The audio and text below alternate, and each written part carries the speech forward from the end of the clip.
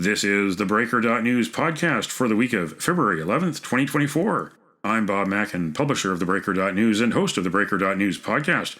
Welcome to edition number 329, and Happy Year of the Dragon, Gong Hei Fat Choi, Xing Yan Kweiler. The Breaker is your source for news, opinion, and analysis about British Columbia issues, institutions, and influencers. Later, I'll tell you how you can support The Breaker.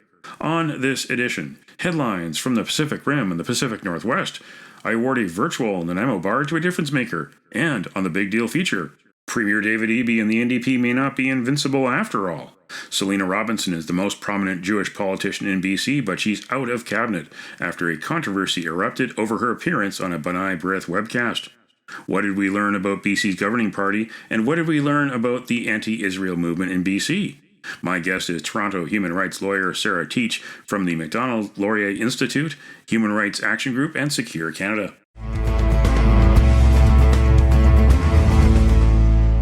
Is it just me, or is every day a good day to remind politicians about their responsibility to run an open government?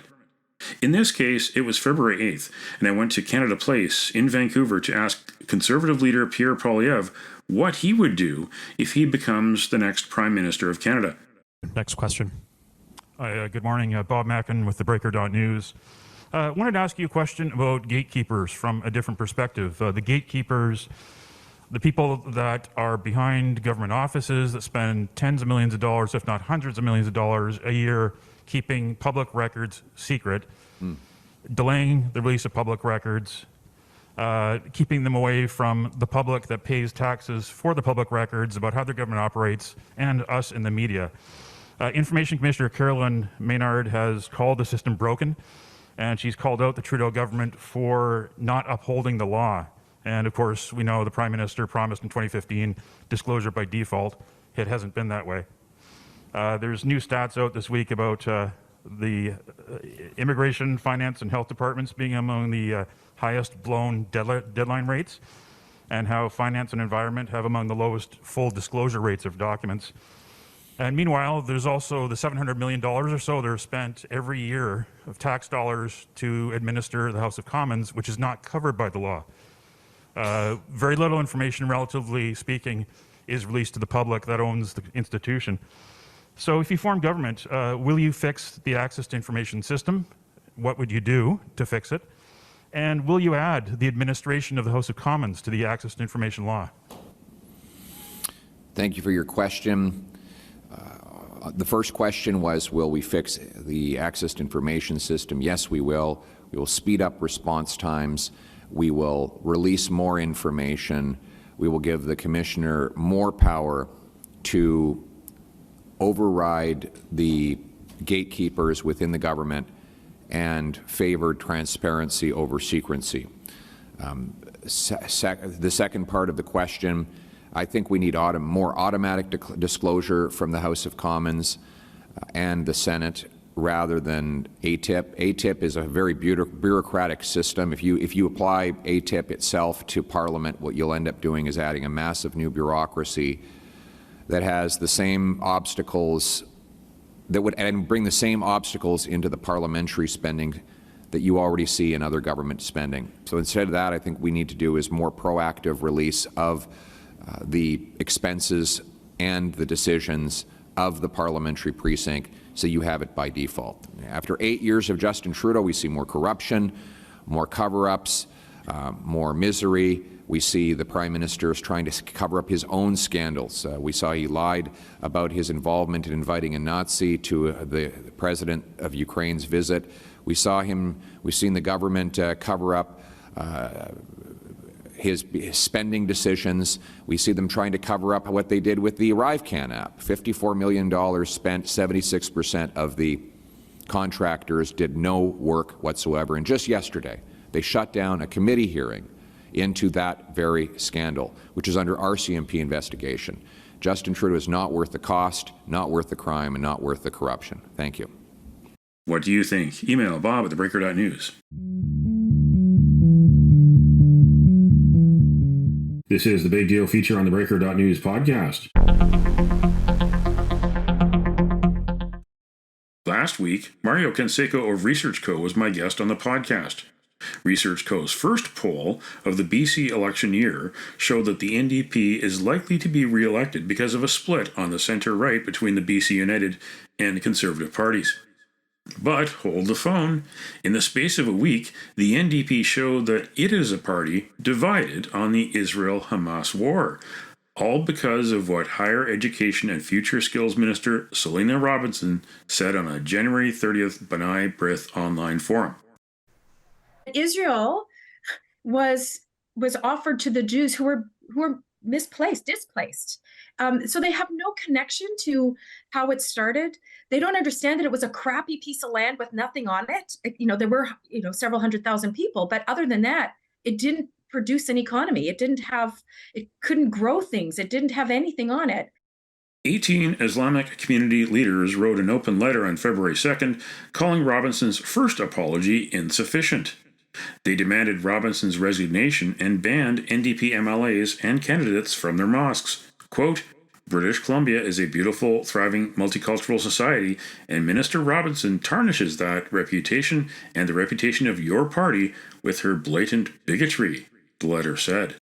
The NDP cancelled the February 4th campaign-style fundraiser in Surrey, but went ahead with the February 5th caucus retreat at the Guildford Sheraton Hotel. That's where far-left protesters tried to deliver a petition calling for Robinson's firing. Some of them affiliated to Anjali Appadurai, the environmentalist disqualified from the 2022 NDP leadership race. That meant David Eby won by default. Here is protest leader Harsha Walia. Defending genocide, endorsing genocide, standing behind a minister of higher fucking education who doesn't even understand how colonialism operates. Shameful! Racist! Racist! You can't apologize your way out of racism! Although Robinson issued a second, longer apology in the morning on February 5th, in the afternoon, Premier David Eby said it was not enough.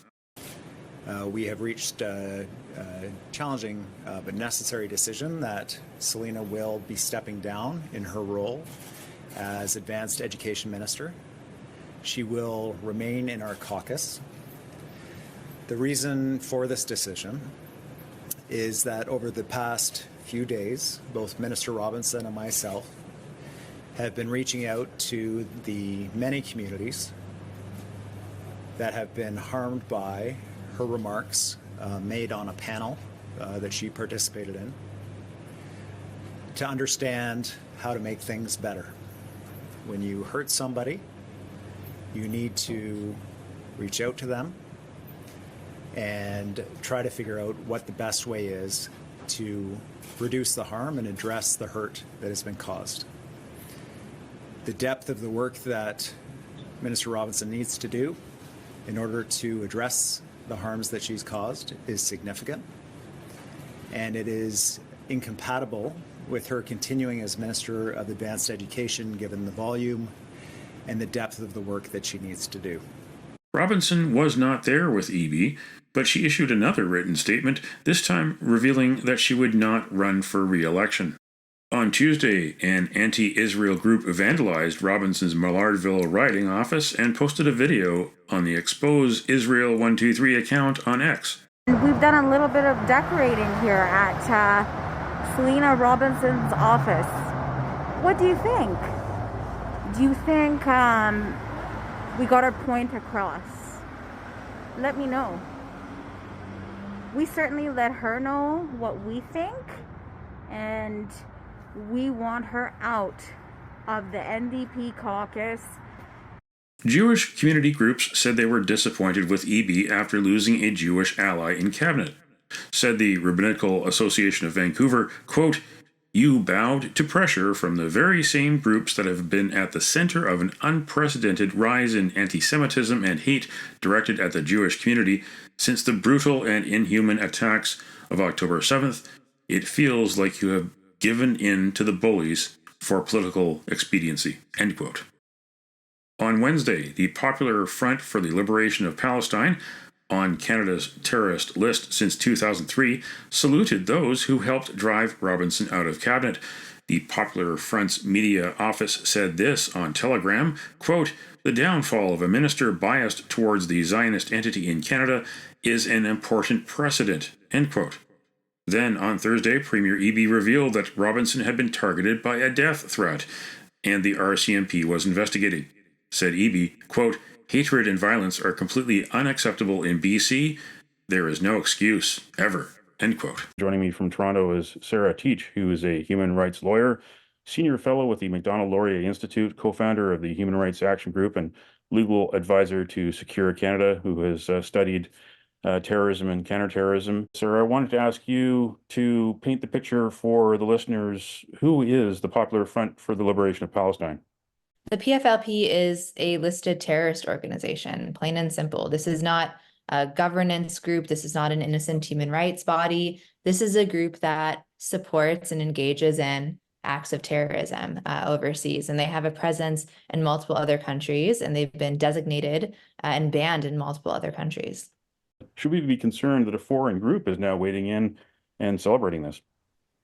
Yes, I think we should. And I think this really illustrates the potential ties, as you said, to foreign interference in this case. I mean, there's obviously nothing wrong, right, with human rights activists or concerned British Columbians trying to hold a politician accountable for a statement that's hateful or harmful to a community. Of course, that's okay. But where it gets really concerning is when you have these ties to these harmful organizations abroad, specifically terrorist organizations that are, funding Canadian groups that are engaged in this, that are trying to change the composition of elected bodies in Canada.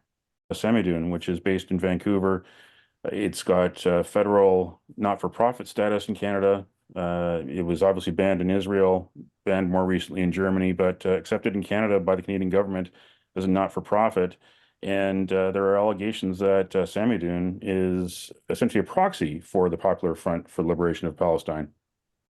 I don't know the details of their funding. I am aware that it's incredibly murky and problematic. I think as well, when you're talking about, registered non-for-profits, if you have an organization that's a non-for-profit or a charity in Canada that's actively supporting a terrorist group abroad, I mean, it's a larger problem as well, right? And if you have these groups that are supporting what Hamas did on October 7th and before and afterwards as well, celebrating the death of innocent civilians, supporting it, I don't think those organizations have any business being registered charities in Canada. Samadune Palestinian Prisoner Solidarity Network is a Vancouver-based Canadian registered not-for-profit. Samadune has been in the foreground or background of every major anti-Israel protest in BC since October 7th. I issued an open invitation last November for Samadune to come to this podcast and answer my questions about who funds it and who directs it. Here is International Director Charlotte Cates on the February 2nd How to Defend Palestinian Resistance live stream from the Workers' World Party on YouTube. October 7th was not just like a fantastic military operation that kind of showcased the power of the Palestinian resistance to take an unexpected action, but had very specific and important goals that are really critical for us to focus on as a movement collectively. Particularly right now, the liberation of Palestinian political prisoners from occupation jails, including the liberation of the resistance and movement leaders that the occupation absolutely does not want to commit for an exchange. Here is the husband of Charlotte Cates, Khalid Barakat of the Palestinian Alternative Revolutionary Path. And so the two-state solution is just a Zionist capitalist plot to liquidate the Palestinian people in the struggle that rights. No one should adopt two-state solution. The PFLP has a history of guerrilla warfare, suicide bombings, and hijacking civilian airliners. It was responsible for the 2001 assassination of Israel's tourism minister, Rehavam Zivai, and attacked a Jerusalem synagogue in 2014, killing 6. Samadune has campaigned year in, year out for Israel to release Ahmad Sadat, the PFLP leader since 2001. Israel sentenced Sadat in 2008 to 30 years in jail for masterminding the Zivai assassination. Canada banned the PFLP in 2003. The Public Safety Canada profile said it formed in 1967 with the goal of, quote, destruction of the state of Israel and the establishment of a communist government in Palestine, end quote. I asked Sarah Teich whether radical protest leaders are sincere about their concern for innocent people in Gaza, or if this movement is instead a vehicle for spreading their far left-wing ideology. Like, I know we're talking about Canada, but like, just to give another example, if you look at the States and like images from the protests in New York, like I've seen these images of, the Palestinian marches, or I don't even want to call them Palestinian marches, really they're pro-Hamas marches, but you see these groups burning down American flags, right? As well as Israeli flags. And I think you really hit the nail on the head. This is not really about, it's not about the Palestinian people. It's about anti-West, imperialist, colonialist, 1,000%. And I think a lot of that is also really evident when you look at the tactics and the calls to action that a lot of these groups are using. And for example, like BDS, right? A lot of these groups are calling for the boycotting of like businesses owned by random Israelis. I mean, Aroma Cafe was the target of a protest. It's not owned by the Israeli government. It's just owned by an Israeli family. And if you compare that with other groups, other diaspora community groups that, really just go after governments and companies where there's evidence that they're directly involved in human rights abuses. I mean, the contrast is night and day. And there's, I think it really speaks to some of these, at least some of the elements within this movement that's not genuine human rights activism at all. One of the messages that we constantly hear at these protests is there's only one solution, intifada revolution, not a solution of sitting down and talking, laying down arms. Yeah, I agree. And, I think there's a couple layers to that as well. On the one hand, this idea of, by any means necessary, resist the colonial oppressor, I think is just wrong, right? I mean, the ends don't always justify the means. And, I'd like to think that in Canada, if there was a radical terrorist group that decided to rape, kidnap, and kill Canadians to give the land back to the Indigenous people, we wouldn't allow that. I mean, that's not how you go about any kind of resistance movement, even if it is a genuine resistance movement. And then the second aspect of this is this imposition of this paradigm of colonial settler onto the Israeli-Palestine conflict, which I don't think fits the bill here when you essentially have two groups that are both indigenous to the land, and it's essentially an ethno-religious war. Do you think that this success that activists have had in forcing Selina Robinson out of cabinet here in BC, is that a warning for other politicians? I mean, Selina Robinson, the latest in the news is that there's been a reported death threat against her, and she's reached out to the police, and David Eby, the premier, has spoken out against that as well. Where do you think this is going?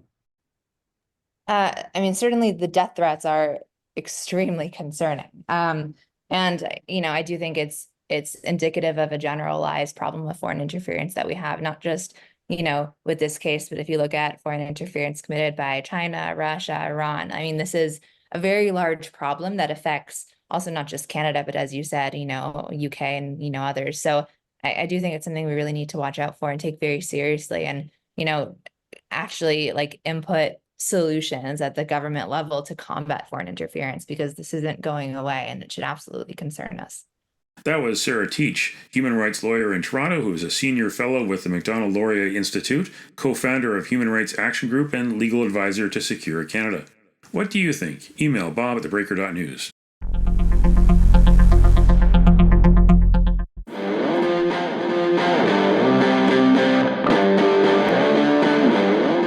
Now it's time on the Breaker.news podcast for Around the Rim. We look at news headlines around the Pacific Rim.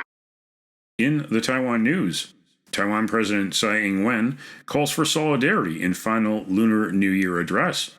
She thanks friends around the world for their support ahead of stepping down as the nation's leader. She is scheduled to leave office on May 20th after completing the maximum 2 consecutive 4-year terms allowed by the Constitution. Tsai Ing-wen's vice president, Lai Ching-te, won the January 13th election to succeed her. In the Hong Kong Free Press, Messi match organizer Tatler Asia announces 50% refund after star's absence from Hong Kong game. The promoter said the refund will be available to those who purchase tickets for up to 4,800 Hong Kong dollars from official channels, with details about the refund process to be provided in March. Tetler Asia said the refund could cost them 56 million Hong Kong dollars, resulting in a net loss of 43 million Hong Kong dollars, according to unaudited figures attached to the statement. The Consumer Council said it had received more than 1,300 complaints. Messi played 30 minutes in Tokyo on Wednesday. In the Kyoto news, Shohei Ohtani begins first Dodgers spring training. The club gets an early start to a season that will begin March 20th in Seoul with 2 games against the San Diego Padres. Ohtani, a 2-time American League MVP and the AL's 2023 home run leader, signed Major League Baseball's richest contract, $700 million over 10 years. That's Around the Rim on this edition of the Breaker.news podcast.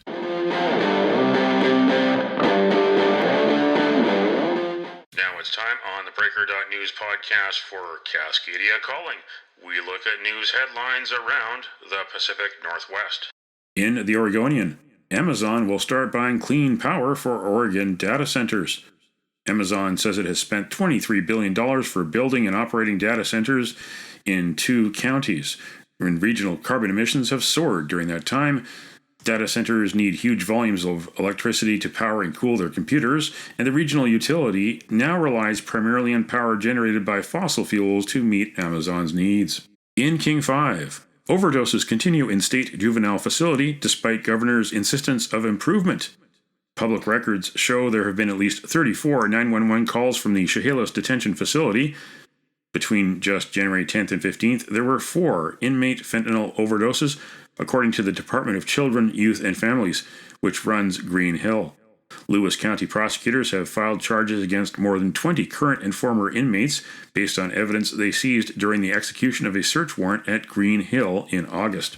In the Times Colonist, sea turtle found at Pedder Bay, only 2nd ever found in BC waters. The turtle, loggerhead turtle, typically found much further south, was rushed to the Vancouver Aquarium suffering from hypothermia. Moira, as it is known, weighed 38 kilograms and could be 20 years old. These turtles can live to be 80. It's only the 2nd confirmed sighting of a loggerhead on BC's coast and the 1st ever to be taken into care. In 2015, about 80 kilometers offshore from Tofino, a loggerhead was spotted by a Coast Guard crew. That's Cascadia Calling on this edition of the Breaker.news podcast. Don't matter what color you are, 'cause love will conquer hate, so you won't stand alone, you won't stand alone.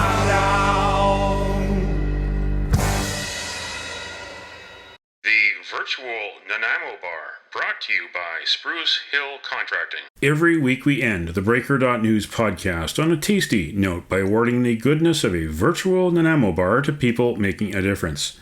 A virtual version of the province's favorite dessert bar goes this week to Toastmasters.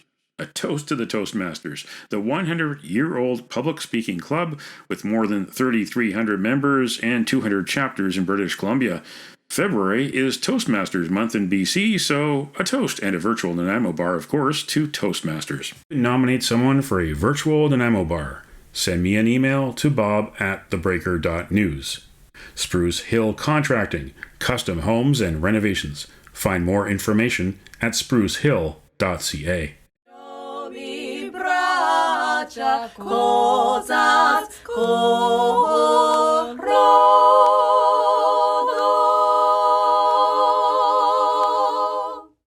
That's it for the Breaker.news podcast for the week of February 11th, 2024. I'm Bob Mackin. Thanks for joining me.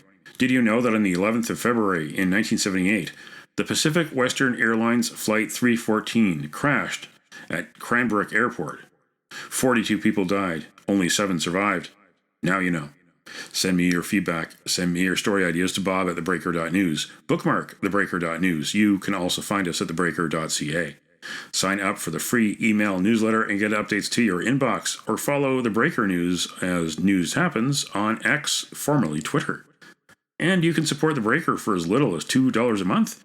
For more information, go to patreon.com/thebreakernews. That's patreon.com/thebreakernews. Until next week.